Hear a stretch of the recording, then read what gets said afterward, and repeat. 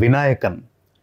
ఈ పేరు ఇప్పుడు వినకపోయినా ఈ సినిమా చూసిన తర్వాత బయటకు వచ్చి గూగుల్ చేసి మరీ తెలుసుకుంటారు ఈ మనిషి గురించి.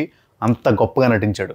బలమైన ప్రతినాయకుడు సినిమాకి ఎంత అవసరమో జైలర్ సినిమా మరొకసారి గుర్తు చేస్తుంది మనందరికీ. అయితే ప్రతి హీరో సెంట్రిక్ సినిమా లాగానే విలన్కి సెకండ్ హాఫ్ సగం అవ్వగానే బుర్ర పనిచేయడం మానేస్తుంది. హీరో గెలవాలి కదా మరి. నెవర్దెలెస్ తన స్క్రీన్ ప్రెజెన్స్తో పెద్దవాళ్ళకి సైతం భయం కలిగించిన వినాయకన్కి బిగ్ కంగ్రాచులేషన్స్. తన భవిష్యత్తు చాలా గొప్పగా ఉండబోతోంది. ఇమ్మీడియట్గా మనం మాట్లాడుకోవాల్సింది అనిరుద్ధ్ గురించి. ఈసారి విలన్ని ఎదుర్కోవడానికి రజనీకాంత్కున్న స్టార్ పవర్, స్క్రీన్ ప్రెజెన్స్ సరిపోదు. ఖచ్చితంగా అనిరుద్ధ్ బీజిఎం ఉండి తీరాల్సిందే. అతి మామూలుగా ఉన్న ఒక సీన్కి బీజిఎం ఇస్తే అది పాతాళం నుంచి ఆకాశానికి తీసుకెళ్ళిపోవడం ఈ మధ్యన అనిరుద్ధ్కి బాగా అలవాటైపోయింది. ఎంతవరకు అంటే 72 ఏళ్ల రజనీకాంత్ అన్రియలిస్టిక్గా ఏం చేసినా మనం దాన్ని పట్టించుకోకుండా అబ్బుర పడిపోయి ముచ్చటపడి స్క్రీన్ కేస్ మనం అలా చూస్తూ ఉండిపోయేంత. Kudos to him. Very very long way to go. 160కి పైగా సినిమాలు చేసిన ఒక నటుడికి కథ రాయడం చాలా కష్టం. అది తెలియకే చాలామంది రీసెంట్గా రజనీకాంత్ గారికి ఫ్లాప్లు ఇచ్చారు.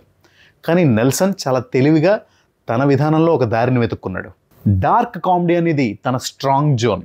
దాంతోపాటుగా రజనీకాంత్ స్వాగ్ని, స్టైల్ని, ఫ్యాన్స్ ఎక్స్పెక్టేషన్స్ని దృష్టిలో పెట్టుకుని నెల్సన్ చాలా పెద్ద బరువు మోసినట్టే అనిపించింది. తను సెలెక్ట్ చేసుకున్న హ్యూజ్ స్టార్ కాస్ట్ని పెద్దగా యూజ్ చేయలేదనే చెప్పాలి, ఎస్పెషలీ రమ్యకృష్ణ. బట్ స్టిల్ తీసి పారడానికి లేదు. It's a very very decent attempt. Good job by Nelson.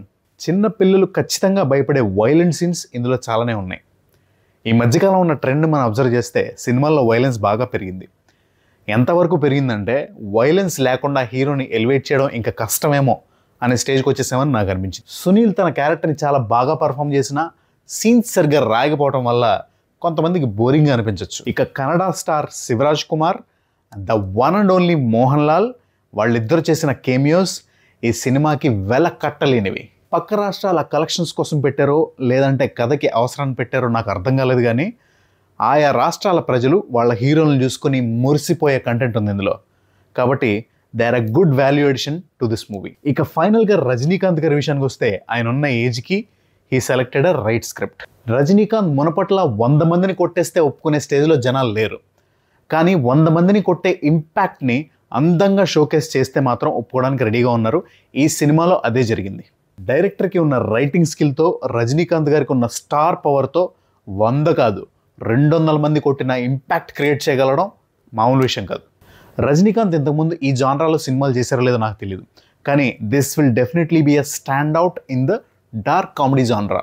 ఈ సినిమాలో 3 హీరోలు ఉన్నారు: వినాయకన్, అనిరుద్ధ్ అండ్ రజనీకాంత్. ఈ 3 కోసం సినిమాని ఖచ్చితంగా ఒకసారి చూడండి.